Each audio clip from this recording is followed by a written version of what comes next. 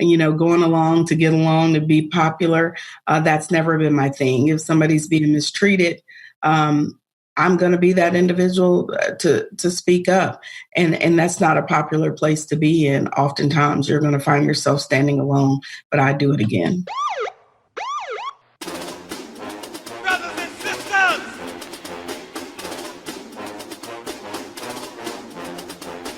brothers and sisters, I don't know what this world is coming to. You're listening to the Black and Blue Podcast, a discussion and celebration of the roles of African Americans and other minorities in U.S. law enforcement. Your host on the Black and Blue Podcast is Dale Peters, a law enforcement professional with over 20 years experience in the business. Hop on board this Black and Blue train of interviews, current events, and pop culture conversations. So get ready. The Black and Blue Podcast is coming at you right now. All right, ladies and gentlemen, welcome back to the Black and Blue Podcast. How you guys doing out there? My name is Dale. I'm the host. Thank you for joining me here today. I've got a very special guest for you today. She is the special agent in charge of the Atlanta office of the Georgia Bureau of Investigation.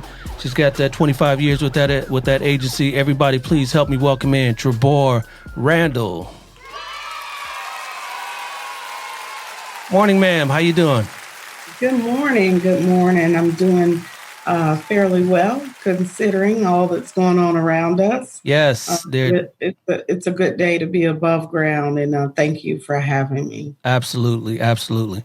So let's first get into, COVID-19. How has that hit your city, your state, and your agency in particular?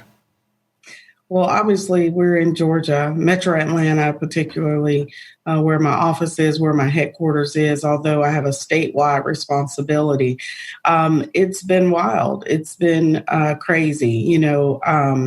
It's impacted us on various levels, not only just being, public safety and having to change how you interact with the public. My agency specifically has done trainings just based on COVID-19 and conducting interviews with witnesses and how to do that safely. So it's kind of changed the way we do policing, as you know it. One of the things about our agents in particular, we never know where we're going to end up, at or what type of scenes we're going to respond to. So the PPE portion, we were pretty well equipped, unlike some other agencies. We didn't have to scramble to look for, masks or gloves or, Tyvek if you needed it. All of our folks are pretty well equipped. So we were prepared in that instance. But, some of the activities that I'm responsible for, I have a mandate by law to provide training, for example, for law enforcement around the entire state as it relates to child death investigations. And we basically had to shut that down. It came to a standstill. The end of February, March, April, May, we basically were at a standstill because you couldn't safely gather with large groups. So now everybody's kind of trying to figure out, how do we go about testing the waters, kind of putting that tiptoe out there to see what the response is going to be.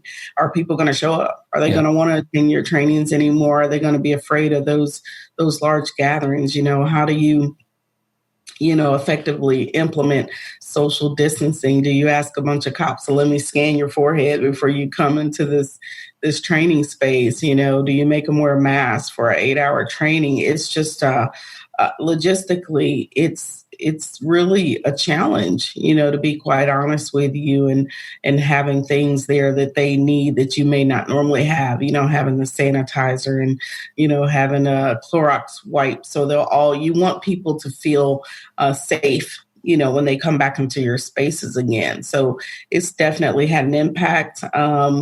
Personally, I've had several friends who have become sick with the virus. A lot of friends with the local police department, which is no secret. They were advertising the numbers out in New York and also Atlanta Police Department, which is an agency we work very closely with. But with our agency, we fared very well. We've had less than 10 cases throughout the agency. So some of the things we implemented earlier, if you don't have to be sitting around in your field office, don't, work from home and limit your exposure to individuals who may be sick as well as yourself.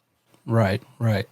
So Georgia Bureau of Investigation, GBI, for our audience, who are you guys and what do you guys do?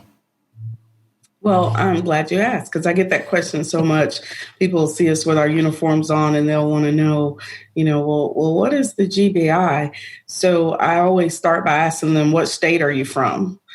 Because that's going to differ. If they're from Florida, that's going to be FDLE, and they'll say, I do know what FDLE is. If they're from, South Carolina, I'm going to say, you familiar with SLED? And then it kind of clicks for them. So a lot of states have what they'll have their state police. California has the highway patrol for the CHIPS officers that just deal with the highway, and then they have an investigative arm. Well, some states have combined that effort. So the state troopers and the kind of coat and tie investigators live underneath one agency, as a, state police. But in Georgia, they started out that way, and then they were able to split off into two sister agencies. And one is the Georgia State Patrol, and the other is the Georgia Bureau of Investigation. So we're the investigative arm of that.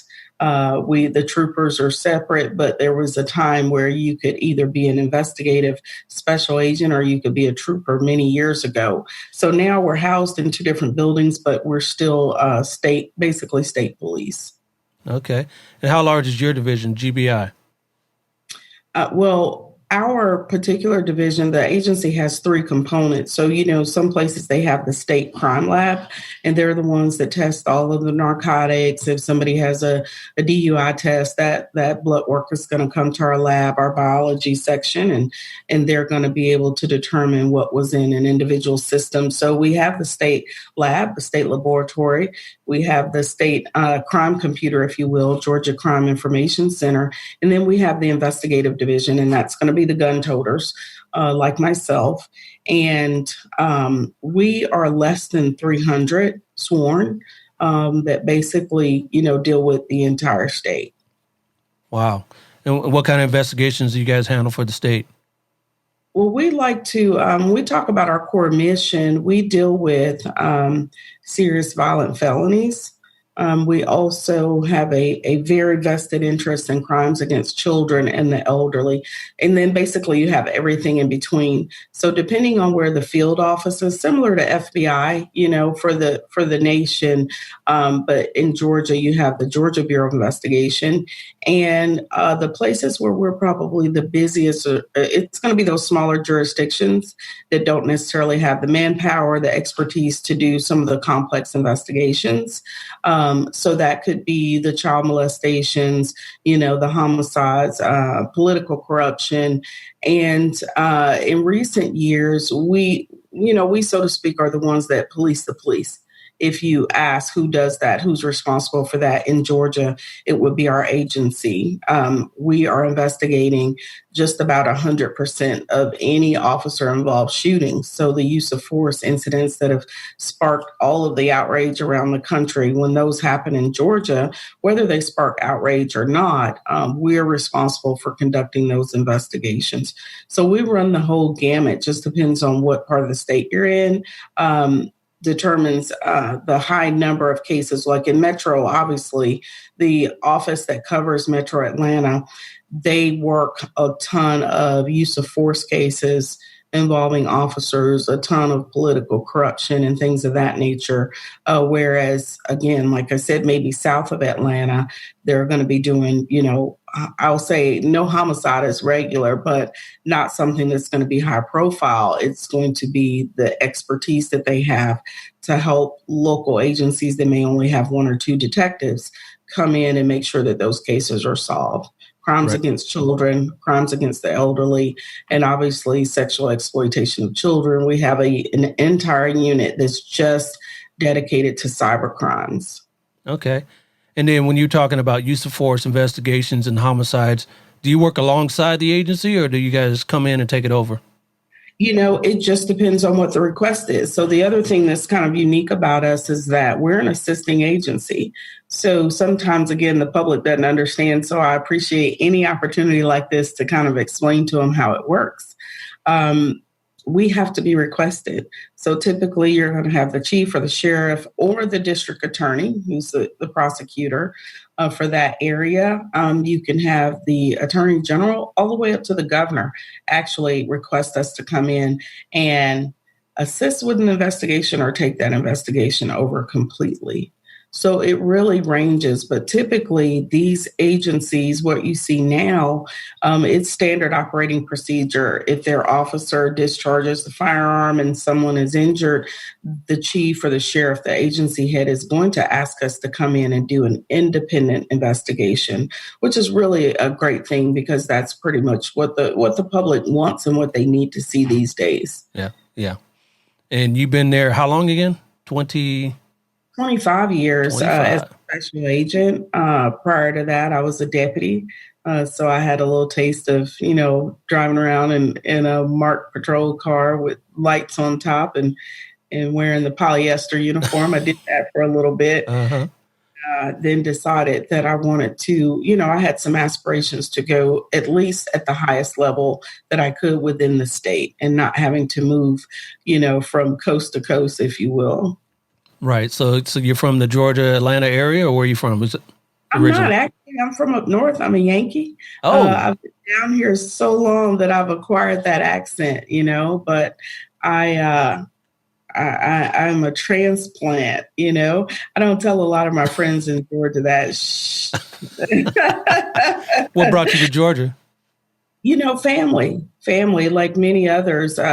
Georgia has a lot of military towns. And I was a little sister, and my big sister and her new husband were, a military family. I decided to come to Georgia and attend university near a military town, and decided that I wanted to stay. So that's how that happened. And how long ago was that? If you don't mind me asking, was that like before college, before high school, or? That was right out of high school. Okay. Out of high school, I came down here with big sister, went to university here in Georgia, and decided that I would stay after I graduated. So I started my law enforcement career, very shortly after that. So I've been here. I've been in law enforcement 28 years total. I'll be 29 this year. So I've been a Georgia peach now for a little over 30 years. Yeah, so you've been in Georgia. You've been a Georgia peach longer than you were a Yankee. So, yeah, officially, you're absolutely right. You still got people in up north in New York or anywhere like that? Up north in the Illinois area, and when I go home, I go home regularly, and they tell me that I still sound weird. And then I'm in Georgia, and they tell me I still sound a little weird. So everybody don't quite belong in either place, but I've definitely developed my own drawl. Yeah. So I think that Georgia has won me over. I've become a peach. There you go. It's kind of a southern drawl with a New York accent mixed into it. So that's what makes it sound a little different, huh? And they tell me it sounds awful. Sounds awful. Like, where are you from? What is that? What is that accent? All right. And since you've been there so long, you have a family now. Do you got more people down there with you? Yeah. What's funny is that after some of us started coming south and bragging about being able to barbecue outside for Thanksgiving and Christmas, we had more family come and they wanted to check it out. And they're like, you know what? I'm never going back to the cold. I'm not going back. So they all just started moving after retirement. So I have cousins here now. I have siblings. One of my parents actually moved to the South. So we've really set up shop here for within that 30 years. So absolutely. And one of the reasons that I decided that I wanted to, go to the highest level of law enforcement, I guess, that I could within the state of Georgia is because I did decide to have a family. So I knew that if I went any further, for example, if I decided to work for the feds, you're going to move around, you're going to change states. So one of the things I enjoyed about the Bureau is that, the worst thing they could do is send me to the Georgia-Florida line, and I could still drive anywhere I wanted to drive in Georgia within a day. Right. So I could get back home or, get to visit mom. So that's what made me stay with the agency. So what made you want to get into law enforcement in the first place? Was that always your dream or? Well, I'll tell you, growing up, south of Chicago, one of the things you learn early on is that, at least that I learned early on is, that can be the jungle as well. We joked a little bit earlier about, different parts of California, LA, and things like that. And, it's no secret that we've got some rough characters, in the Chicago area. Yep. Like I said, I was south of that area. And, I saw it all, growing up. I am really, really hard on the kids. We share something in common as it relates with the kids. They are my priority. They're my mission in life, is saving these kids, these young people. And I give them a hard time because when they try to tell me that, this is the lot that they've been given, or individuals try to tell me these children don't know any better. This is what they grew up around. This was their environment. Your environment does play a significant part, can play a significant part in who you become. But I am living proof that your zip code, as they say, does not, define who you are. No doubt. Or where you're going. So I grew up around things that I didn't know weren't normal. In high school, you couldn't go to, a friend's birthday, house party, if you will, without bullets flying over your head by the end of the night. And, if we made it to the car and made it home alive that night, it was funny, right? So this is crazy. I'm just having real talk with you. Yeah. It's like, oh my gosh, did you see that? And yeah, those guys always come and, they always come and crash the party and nobody can have any fun. But did not realize that really is the way you're supposed to live, I had just kind of accepted that as the norm. But I will tell you that I watched a lot of things happen, to a lot of friends who fell by the wayside. They didn't make it out. And I have a best friend to this day who lives in Tennessee, and we often talk about how blessed we are. Now we know it definitely was a blessing that we made it out. Yep. We made it out alive, and we talk about it. We laugh about it now. But the reality is the ones that didn't make it, that went to school with us, they had the same opportunity, to do something different. We were around people that, sold drugs and carried guns and all of these different things. And everybody kind of ended up going their own way. But the common core that we did have was that good upbringing. I wasn't going home with a gun. You know what I mean? I wasn't going home with things that didn't belong to me. I had the nosy, parent that was going to ask me, well, where'd that come from? There you go. I wasn't the child that could bring a bike home. And my mom, who was a single parent, hadn't bought that bike, or my dad hadn't sent it home with me. There were going to be questions. So I knew that. I understood that. And, I give credit to my parents to this day for making me the upstanding citizen that I am, because there are just certain things that weren't allowed. You know what I mean? And I had the same opportunities to get involved in all of the chaos and the negativity that was going on around me, that I look now and say, gosh, how did I make it out? I knew I didn't have any other choice. I knew participating in drug parties or whatever you want to call it, there was just everything around us. I don't know how else to explain it to you. Yeah. I could have been strung out like many of my classmates that ended up that way, and they died. I could have been in a gang. I could have died, execution style, found in a ditch, like one of my close friends, because they were dealing with drugs and gangs and that those turf wars and all these things that were around us. And we chose to do something different, and we didn't know any better. We were kids. It was like, well, they might do bad things, but they're our friends, Right. people that I would never consider associating with now, but we walked away from it. We walked away from it. So I tell young people every day that you have a choice. I don't care what's going on at your school. I don't care what's going on in your house. I don't care what's going on your block. You have a choice. So I give them purity heck. It's not an option to tell me that you don't have any options. I grew up in a single family home, single mom, single parent raised me along with my two siblings, and she made sure we got our education. She knew what she had in store for us, even when we didn't understand. And we were able to put all that to use at a later time as adults. And we made it out, we've all gone on to do great things, if I don't say so myself. Nice. But you decided to go into law enforcement. How did that go over with the rest of the family and the people you knew?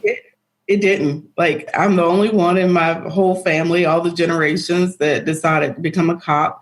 And I guess where I was going with that story is early on, I decided, I'm either going to be part of the problem or part of the solution. Or to me, it's just that's what's going to happen growing up in that environment. And I decided that I wanted to be part of the solution. I didn't like a lot of things that I saw. And I set my sights probably maybe about high school is when I knew that I wanted to be in law enforcement. And this was the thing. It had nothing to do with carrying a gun or a badge. It had nothing to do with putting people in jail. It was all about helping. It was about helping and having the authority to be able to help and make a difference. As crazy as it sounds, You know it. A lot of people that, took this profession on, we really can't explain it because we certainly didn't do it for the money, right? Right. Our parents, especially those of us that were fortunate enough to go to college and university, that's not what they were thinking, I don't think, when they initially sent us to school. My father, I'm a daddy's girl, and I still am. And my father just... he wasn't sure at all about this. And my mother made it very clear to him that this child's going to do whatever. She's just that kid. She's driven. And if she makes up her mind about something, that's probably what she's going to do. I probably was a little bullheaded, got it from her. I have it very honest. And that's what I wanted to do. And I started right out of, as a matter of fact, when I moved down here and started in university, I worked. I always worked. Mm-hmm. I worked through college. I've never had a break, in service as it relates to not having a job. So some of these things I just don't understand that we're doing nowadays in our society because I have never been without work. Not that that's a bad thing. Circumstances happen. I just don't understand that. So I worked as a security guard while I was in college. Okay. Because I was still working towards that field. And I sat in a hut, 12-hour shifts at night and went to school during the day, on the lookout, to make sure nothing was going down in the company. And the rest was history. It really was. Nice. And then you got in law enforcement down there in Georgia. How was your interactions with the community, being an African-American female in law enforcement in Georgia at that time? Even before I was a mama, I was told that it's, I always had that kind of that black mama thing going when I came on the scene, I guess because of who my black mama was. And she just didn't mess around, So I would find myself explaining to people, especially young people, I was always drawn to the kids, about why this is, you have a choice. There's a better way.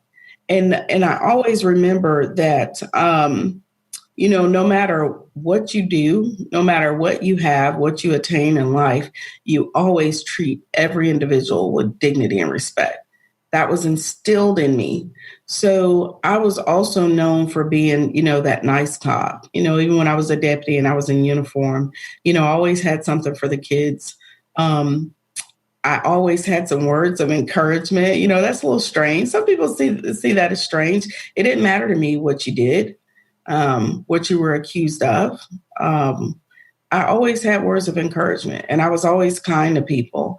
And, in law enforcement as a whole, it doesn't matter what race you are, but, some people have the wrong idea of, well, if you're kind to people, they'll see that as a weakness. Mm-hmm. I believe that if I'm kind to you, you might just be kind to me. Right. So. No doubt. No doubt. And with everything that's going on in the nation now with the George Floyd and the protests and all that, have you guys in GBI been getting involved in investigations and things of that nature? Well, obviously, by the nature of what we do as an assist agency, as I mentioned to you, we had our own situation here that's actually under investigation that we obviously don't discuss, but Ahmaud Arbery happened right here in Georgia. That's right. So we're dealing with the fallout of that every single day. But I will tell you, and not just because I'm partial to my agency, but the feedback and the overwhelming support from the community towards our agency and our director for the swift action we did take has been overwhelming. So I feel like there's hope. I definitely feel like there's hope. One of the messages that we came out with very early when our director had the initial press conference was, give us an opportunity. We've been given this investigation to take a look into it, and we are finders of fact, and we're going to seek the truth wherever the evidence leads us. And by now, you and everybody across the nation knows that it was less than 48 hours before we had the individuals in custody that were responsible for Ahmaud Arbery's death. And that's how we approach every investigation, fair and impartial. So it certainly has had an impact on us as an agency.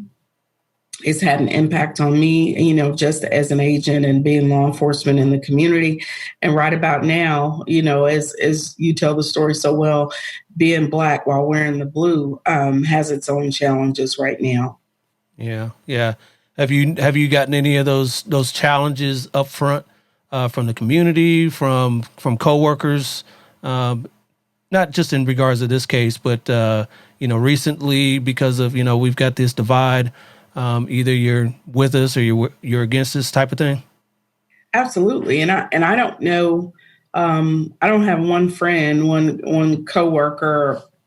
I have friends. I travel the country. I'm part of a national organization, brotherhood, sisterhood, if you will, the National Organization of Black Law Enforcement Executives. And we're a nationwide organization that is constantly trying to be the conscience of law enforcement. We want to raise that bar. It's not about race. That happens to be the name of the organization as it was founded. But we have members that are all ethnicities, backgrounds. We have white chiefs, white sheriffs that are a part of our organization. And it's all about law enforcement being their best. We want to raise the bar with the professionalism, the training. We provide cutting edge training. So all of our law enforcement are trained, at a basic minimum level. We sit at the table at the White House whenever we're talking about criminal justice reform. So I take that very seriously. So I've been getting calls from all across the country. I do a lot of training overseas in some of the Caribbean islands. Our brothers and sisters over there are sending us love, just telling us they're feeling our pain with what we're going through. So we have our own sessions where we kind of talk with each other, we chop it up, and we vent to each other about some of the things that are going on. Some of the law enforcement brothers and sisters that are of color are having these debates within their own family now. Your family comes at you, or they feel like you just don't understand because you're one of them. And then you have to remind them, no, first of all, I'm me. But you have to remember I was born Black first. No doubt. I don't know any law enforcement officer that's of color that has not experienced something all of their own. I've been profiled before. It didn't feel good. So I understand why it's so important to make sure that we are all each other's conscience, if you will, right? If you see somebody doing something that's out of character, out of policy, it's your job to speak up. I'm fortunate. I will tell you, no agency is perfect, but within the agency that I work for, I have been so incredibly proud that I have never experienced a situation where I felt like a special agent within my organization needed to be checked for their behavior, or they exhibited any racist behavior, or they treated anyone different or any family different. You yourself may be familiar with. I can think of a case that I worked where this young man was he was a really big drug dealer in his community, but he was kind of known as the Robin Hood. He did a lot of perceived good within his community with the proceeds that he made from his illegal drug trade, right? Mm-hmm. He took care of the elderly, he took care of the children. So in his community, I mean, he was a hero in his own rights, right? I have heard of conversations, in different parts of the country where you could be working really hard to solve a case where somebody's been murdered, such as a drug dealer. And, you watching the movies or somebody says, oh, that's one less drug dealer on the street. Let me tell you, I couldn't have been more proud of the men and women that worked under me. At the time, I was an assistant special agent in charge. They worked day and night, nonstop, around the clock, without fail, to solve that young man's murder as if it was one of their own family members. And this was South Georgia. And again, a lot of people just want to make the assumptions that when you go to the South, they just don't care about people of color. And that's just not my experience. I honestly have to take a moment to say I couldn't have been more proud, because outsiders will ask, well, I don't understand. Mm-hmm. Why is this such a priority? Because everybody is a priority. No one has the right to take that life. That young man has a mother. That one in particular had a twin sister that I spent a lot of time with. He was found in a creek. He was found in water. And before we had gone to the family to tell them we had identified his body, I talked with his twin sister, and she heard water the night before, the night of his killing. I'll never forget that. They tell me about the bond that the twins have, but she was dreaming about water and she could hear water running in her ear. When we saw that young man's murder, we earned the respect of that community of color, even though the majority of the special agents working on that case were Caucasian. And that was probably, that experience being the first time that community really felt like law enforcement cared. I was glad to be a part of that. It didn't matter. It didn't matter who he was. Nobody had the right to take his life. So those are the stories that you don't hear about. Yeah. When it comes to, race relations and law enforcement and the us versus them. You don't hear stories like that. Yeah. Yeah. I mean, that happens daily all across this nation. And, I try to tell people in my passings that, the officers that care, we do this as a job because that's what we want to. That's what we want to do. We want to help people. So, when they ask, why don't good officers speak out? They do. Why don't good officers, care? And just like the story you just mentioned, we do. We do. It's just the media is not reporting on those. They, it's not a juicy story. So, yeah, they want to. Unfortunately. Yeah. So you mentioned, your mom and your dad were good role models for you growing up. What about professionally? Did you have any professional role models that kind of helped you along the way? Oh, absolutely. So obviously, I mentioned Noble. They are, I give Noble a lot of credit for a lot of my professional development. I was a baby in the organization, okay? 30 years ago. I wasn't even old enough to carry a weapon when I first came to Noble.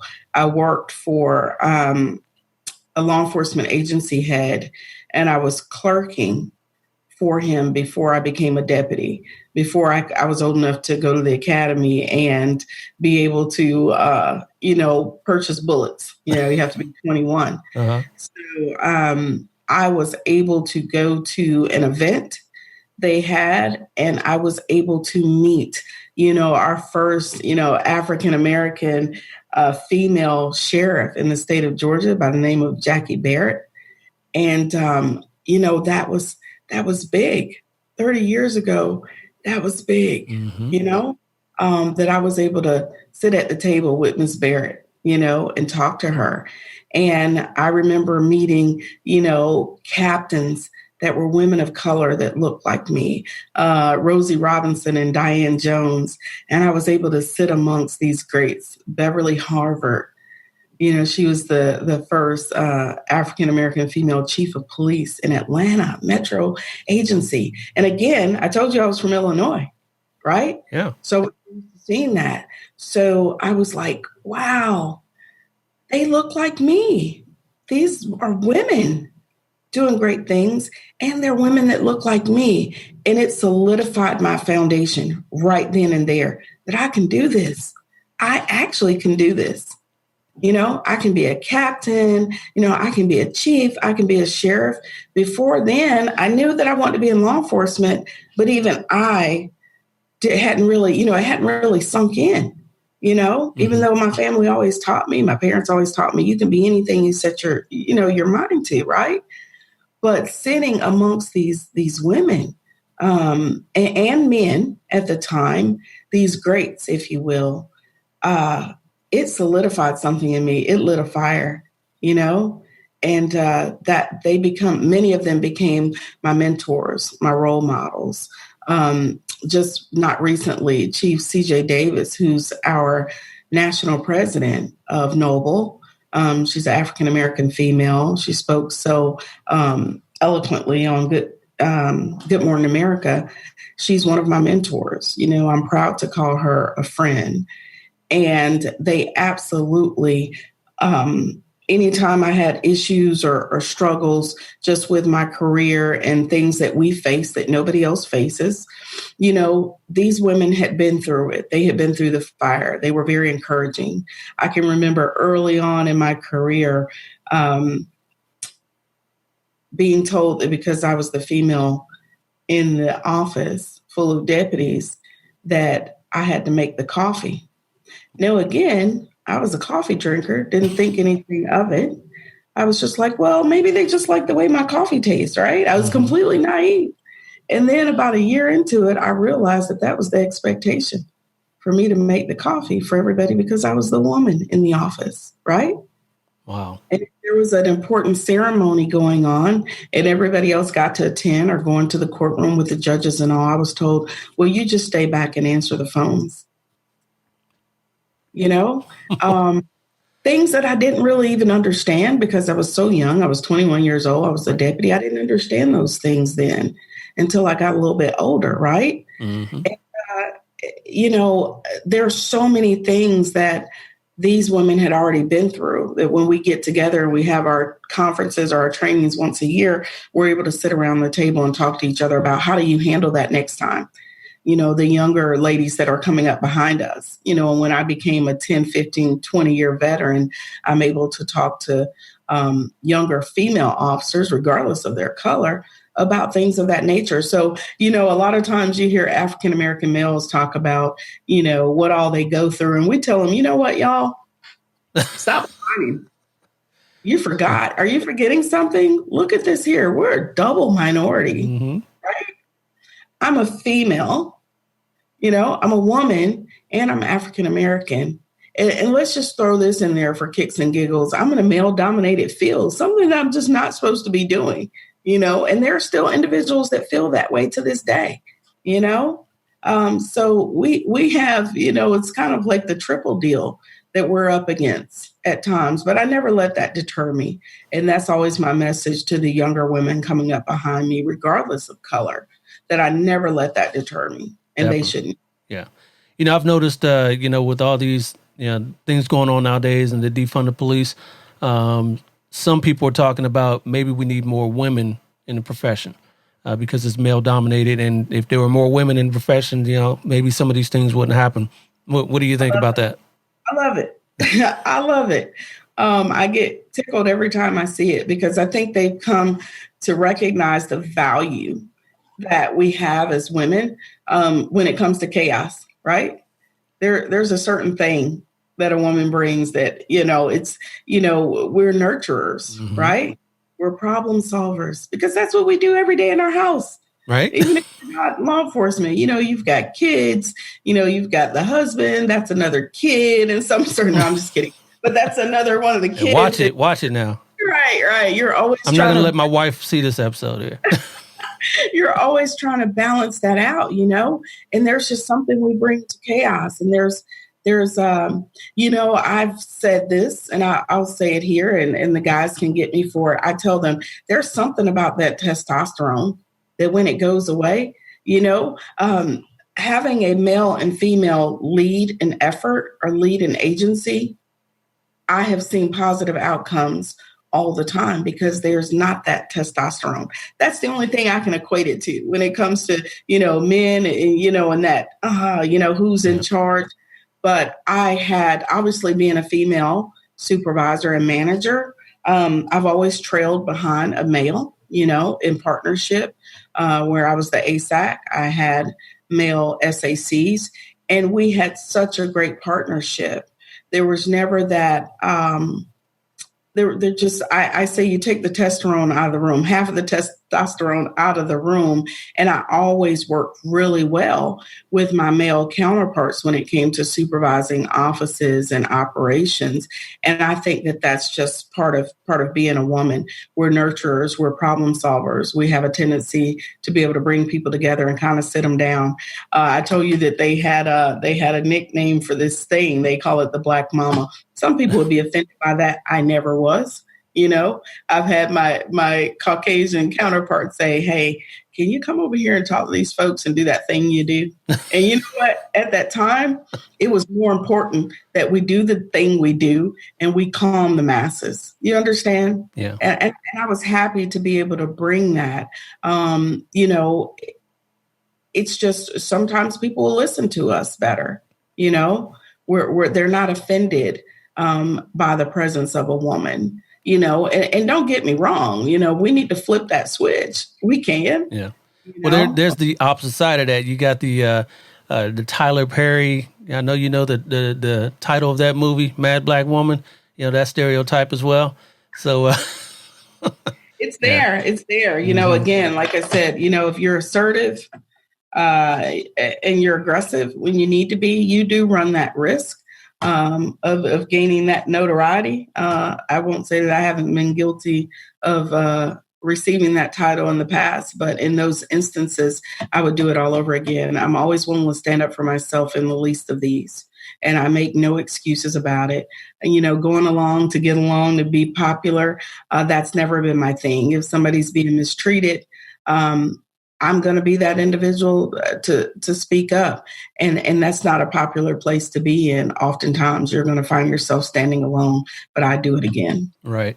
And I was going to ask you, you coming up in the agency, did you notice any pushback with you being a female, not necessarily just being an African-American, but just being a female working alongside males, and now you're their supervisor and kind of telling them what to do? You know what? I am so fortunate again. I guess just because a lot of times I say God knows and he knows what's best. He knows what's best for me, but probably knew what was best for them. And I just did not have that issue. One of the things that those guys taught me, particularly that crew that I worked with for 7 years, those young men and women that solved that murder I was telling you about, of that drug dealer, really quickly. And it's like with any new boss, it doesn't matter what they look like, their background, you got to kind of prove yourself to these folks, right? And one of the things they told me once I started building those relationships, I earned their respect because they realized I wasn't willing to tell them to do anything that I wasn't doing myself, right? Yep. If we were in the stinky trenches, I was going to be in the stinky trenches with them. I wasn't giving orders from the deck. I was on the ground with them. I was in the battle with them. I was out hungry all night, 24, 32 hours without sleep or food, but they always came first. I wasn't going to let anybody do anything to deter them, whether it was, sometimes, our job as the leaders in the agency, when you have a hot case or something high profile, you got to deal with the media, you got to deal with all the politicians. My job was to keep them away from my guys and girls and let them work. Right. Also, if we had to walk a dark neighborhood in the middle of the night where we didn't really want to be, I had a clipboard. I would ask my guys, what is it that you need me to do to assist you?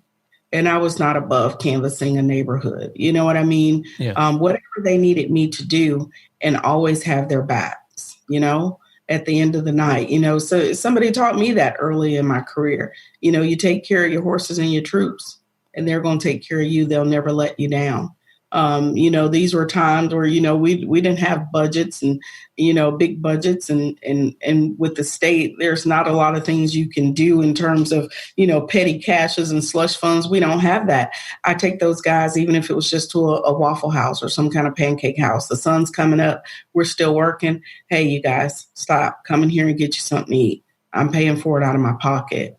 And not that I've never told this story in many of my talks and interviews and such, because it's not about, getting credit for that. I was doing what I knew I appreciated when I was one of those guys. Mm-hmm. And not because I had it like that. At that point, I became a divorced single mom. That's a whole other segment. 50% of us, our marriages end up in divorce. Some of you are more fortunate, obviously, but I felt that way about those guys and girls. They were my family. It was important that I took care of them, and that's one of the things that I did not have to worry about. The story goes, as they tell me later, that was one of the reasons that I earned their respect. They quickly realized I was willing to do the same things that I was asking them to do. And I was out there to support them. So there was no trouble, no struggle whatsoever with especially me being young and moving up. I will tell you that I had older males that were under my charge. And I never experienced any pushback. And I have been grateful to those guys and girls ever since. That's great. That's great. So you mentioned the section you work in. Is it crimes against children? Is that what you work? I even worse. I don't deal with the cases of survivors. I only deal with deaths of children. Wow. Ages 0 to 17, under 18 by statute in the state of Georgia. So this is my charge. It's my duty, day in, day out, 5 days a week. Yeah, it's terrible. So in that capacity, what's one of the more rewarding parts of that job? Well, one of the things that I get to do, which is very unique, that I really love, because a lot of people ask me this question. They say, well, how do you do this? How do you deal with it? How do you do this every day? This particular assignment I took on in 2014. The governor gave us a particular charge as an agency to be responsible for overseeing these deaths, collecting information, looking at what's going on with the state of our kids in Georgia and what we can do to prevent it, and always being reactive, right? As a cop, all these years being an agent, investigator, I was finally able to look at, the awful things that happen to our most vulnerable segment, right, of society, but also take that information as fuel for my fire to then determine what is it we're doing wrong, right? How can I influence policy at the level of, the state, policymakers, the governor's office, able to work really closely with them to make recommendations of things we could put in place to prevent these tragedies from occurring. And that's everything too, Dale, from, whether it's the child abuse cases where, children are harmed by their caregivers or their parents, to suicides of young people in Georgia. Right now, that is a serious problem that we're having, where young people, younger and younger, we don't call them teen suicides anymore. We call them youth suicides. because now we have the 10 and 11 and 12-year-old kids who feel like their only option is to take their own lives because they feel that life as they know it is more painful living. And it's very tragic. It's very sad. But the benefit is being able to get out and work as a change agent to prevent these deaths from occurring so they don't happen to another child. That's where the reward comes in at. Yeah. And on the flip side of that, what's one of the more challenging parts of your job? Not necessarily as an investigator in that section, but, more as a SAC. Well, again, we were, talking a little bit earlier about community as a whole, whether you're talking about these cases, dealing with these children that I was just speaking of, whether we're talking about the way society views us as law enforcement as a whole, being the enemy, it's a communal problem. It's something that, again, my director made me understand that we have to look at this as a communal issue. We need to try to get to the core, and you hear all the narratives that, if this is the way a child was raised, this was their environment, they didn't have a chance.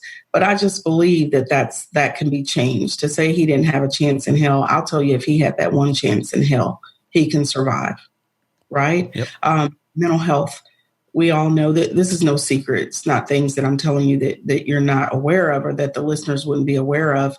But the number of cases that I have where mental health has impacted a child's life and determined that tragic outcome, whether it be the death of a child by a parent who suffered from a mental health disorder and was not being treated or couldn't be treated because they fell through the gaps. Here in Atlanta, we had the case where a mother put her children in the oven. She suffered from mental illness. Okay. I see a lot of cases that come back to that. I see the children who've inherited that trait or that gene. They say the apple doesn't fall far.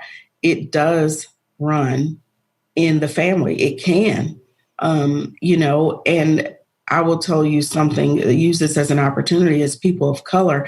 I do struggle with that. When I talk about prevention initiatives, I struggle with the fact that if I have a young African-American boy who comes in, and yes, boys are committing suicide at 10, 11, and 12 years old. They come into a morgue for the autopsy. The first thing that I'm doing is I'm picking apart this child's life to figure out what opportunities were there to intervene that were missed. And I find out that there were always opportunities. Someone missed it. We're taught, and this is, I can talk about it because I'm African-American. Mm-hmm. It's taboo to say that you want to go talk to a doctor. You're going to hear most likely, well, we keep this in the family, whatever it is, Yep. Just like abuse, sexual abuse that runs rampant. In our community. And we're taught that, it may have been the uncle, that distant uncle in the family that everybody knew he wasn't quite right. And he's touched some kids. And we're told that, that's a family secret. That can't happen anymore. That uncle may have needed some mental health attention because of something that happened to him when he was young. But the victimization continues. That's my point. It's a cycle. Right. A young Black boy who is having thoughts of suicide, or he's depressed, or he maybe is being bullied at school because he's taught that he needs to be macho and boys don't cry and all of these other things that we sow into some of our kids. It's wrong. It's wrong. We're going to pray about it. Well, you know what? One of the things that I do that's not really popular when I do my talks for suicide prevention to parents and educators and teachers, stop telling folks that, they only need to go see the pastor when they're depressed, or they're having mental health and anxiety issues. They also need to see a doctor. There's nothing wrong with the pastor praying for me, but I also need that professional help, right?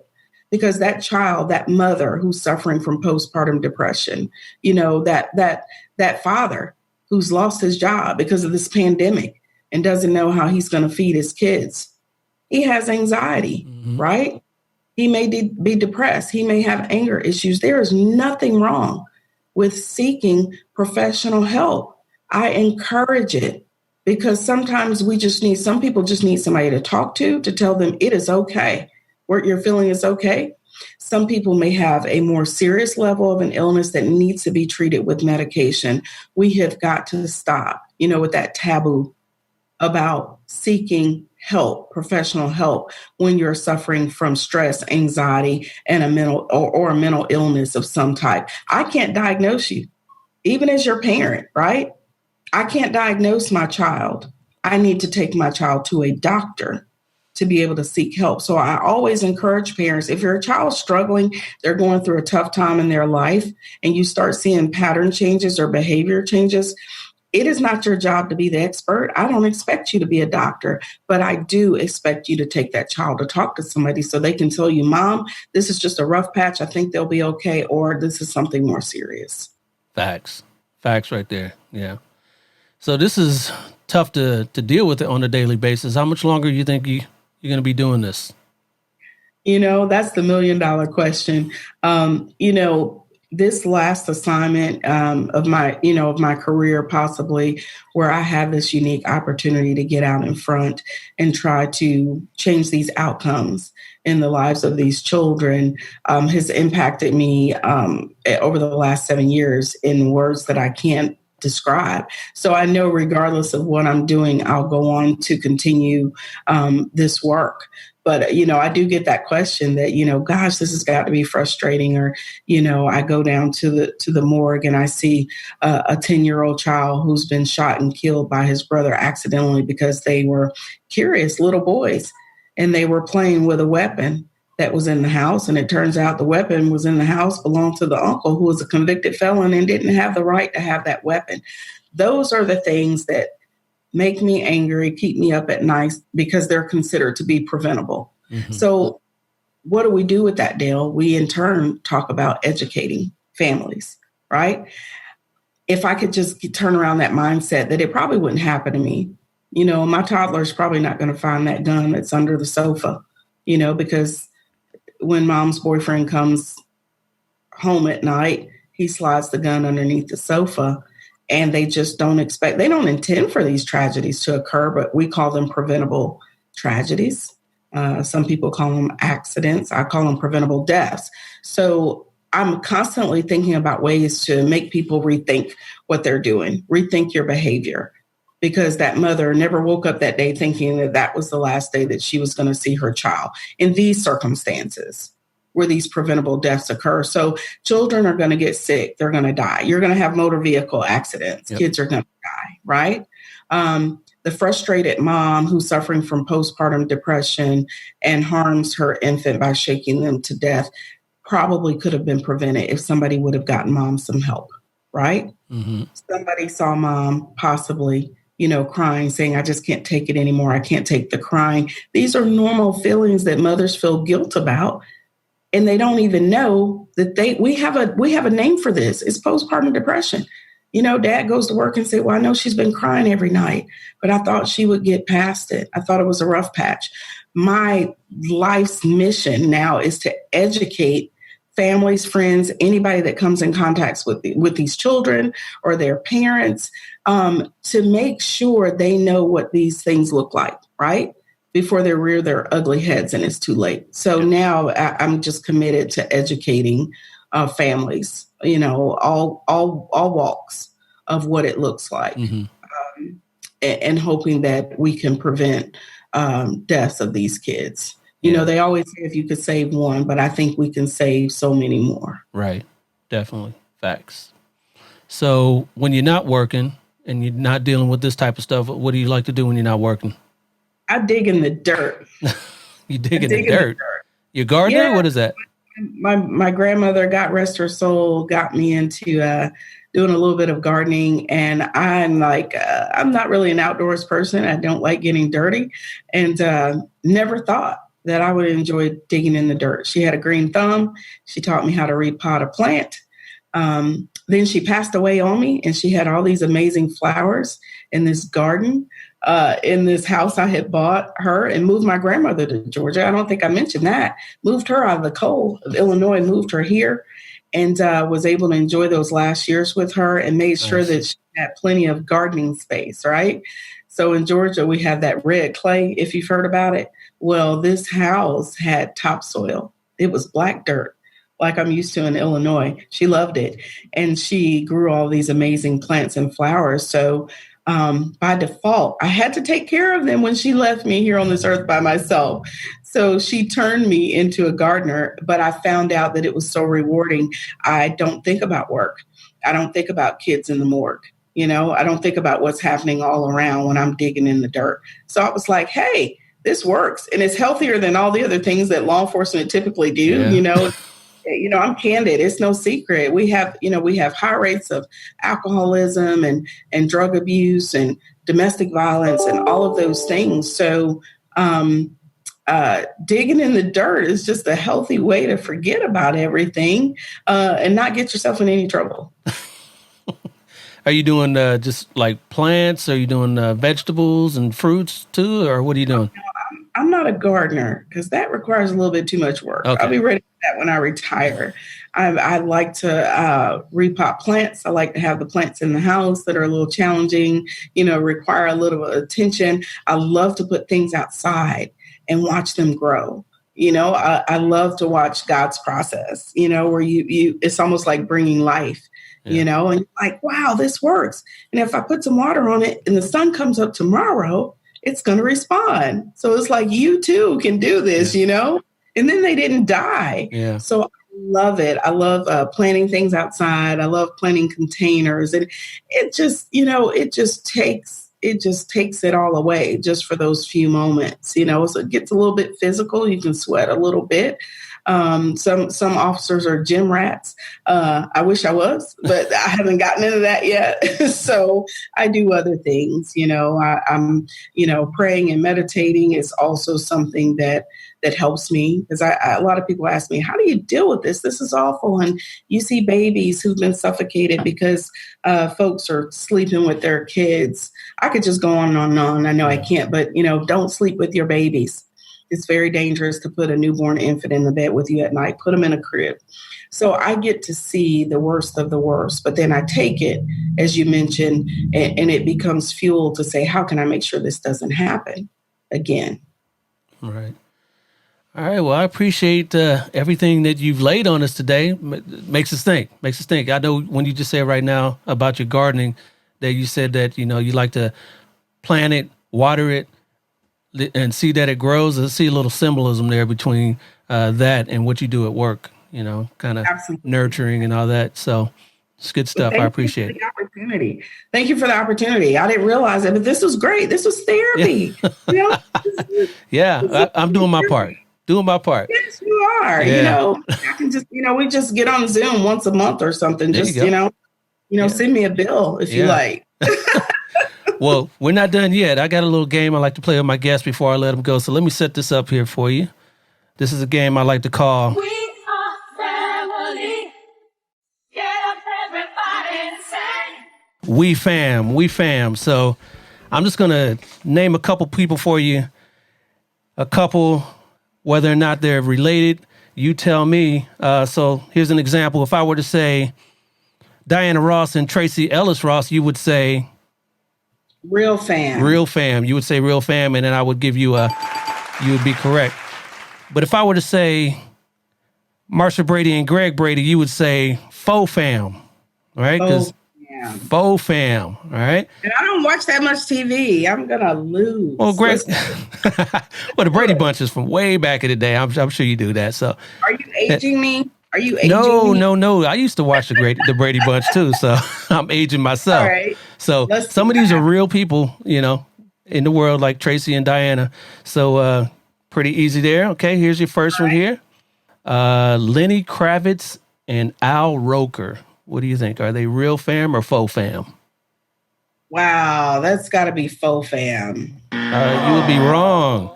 Lenny Kravitz and Al Roker are cousins. You are kidding me. No, they are cousins. Now, that's funny. Yeah. That's funny. All right, here's another one for you. Richie and Joni Cunningham. That's faux fam. I did watch that show. Yeah. You were right on that. Yes, that was from Happy Days. They were siblings on Happy Days. Yeah, see, one for one, one and one. How about your next one here? Alex and Mallory Keaton. Oh man, let me see. Are those some stars in a movie? Or husband and wife? Maybe. Let's say Real Fam. Oh, they're faux fam as well. That's from Family Ties. You ever watch that show? I mean, no, but it sounded familiar. Like that sounds like a family show, maybe. But he's trying to trick me. No. Okay, here's your next one. Denzel and John David Washington. I don't know who the heck John David Washington is. Let's see. Real Fam. They are real fam. They're father and son. You know John David Washington? He played in what was that Spike Lee movie where he was undercover in the Klan? I just told you I didn't watch movies. Oh, okay. I'm right. I don't watch TV. Yeah. I dig in the dirt. Have you seen that face before though? Yes, I have. Okay, that's John David Washington. That's Oh, Denzel's son. He infiltrated the Klan. Yeah, that movie. Yes, I do remember that. Yeah, I did watch it. Your next one here, Nicolas Cage and Francis Ford Coppola. I know who Nicolas Cage is. I'm going to say they're going to be some kind of real fam. They are. Francis Ford Coppola is Nicolas Cage's uncle. Wow. Yeah. Wow. Facts. All right, your next one, Matt Damon and Ben Affleck.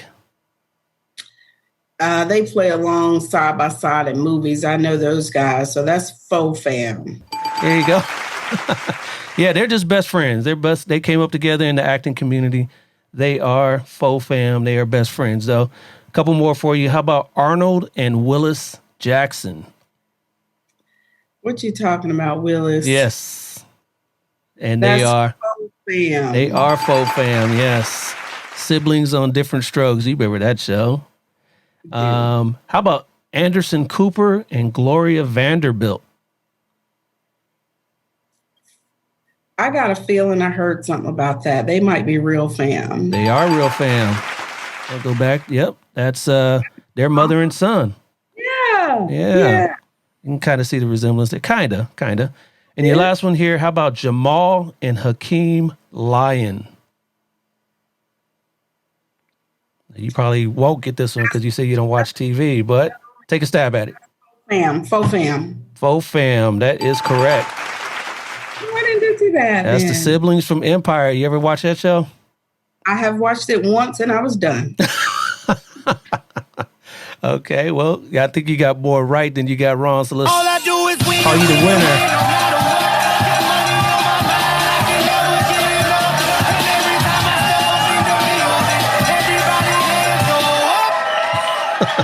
I tell you, I never win anything. Yeah, I feel you won so today. You won today. All right, let me stop this. All right, thank you for playing along with that. That was fun. So you got through it. Yeah, I really don't play games. So actually, you got me to play a game. That was pretty significant. And I won. All right. Well, thank you again, Trebor, for coming on with me and having some fun and spreading some knowledge and all that good stuff. Again, you work for, is there a hotline or a website or something that we can reach the GBI and learn about suicide prevention or anything like that? Absolutely. You know, if you Google Georgia Child Fatality Review, it'll take you not only to our webpage, but our YouTube page, which most importantly, that's where my suicide prevention videos lie. There are clips for kids, by kids. There's one for the adults, for the parents, but there are children talking about their experiences, why they no longer wanted to live, but more importantly, why they found hope. And these are real kids from our community that struggled. And I couldn't be more proud of that particular project we worked on. You know, kids are texters, they're YouTubers. So as a parent, if you have a kid who's struggling, go find that link. They're 30 seconds. They're all the way up to 17 minutes. Send it to them, and it could definitely impact their lives. So thank you for giving me that opportunity to shout out those prevention initiatives and those videos. No doubt. And I thank you once again. Be safe out there in Georgia. Wash your hands, wear your mask, social distance, and all that. And we'll talk soon. Appreciate you. Absolutely. Thank you. You got it. All right, Square Pegs, that's it for this episode of the Black and Blue Podcast. I want to thank my guest today, Special Agent in Charge, Trebor Randle of the Georgia Bureau of Investigation, for joining me on this episode. I appreciate your leadership and your mentorship. Keep doing your thing out there in the Peach State. We need more leaders just like you. And if you guys out there appreciate this sort of content as well, make sure you like and subscribe to the show on the Black and Blue Podcast YouTube channel or wherever you choose to get your podcast. I'll be back next week with another fun-filled episode. Same black time, same black channel. But until then, y'all know what to do. Stay black and blue. I'll holler at you. Peace.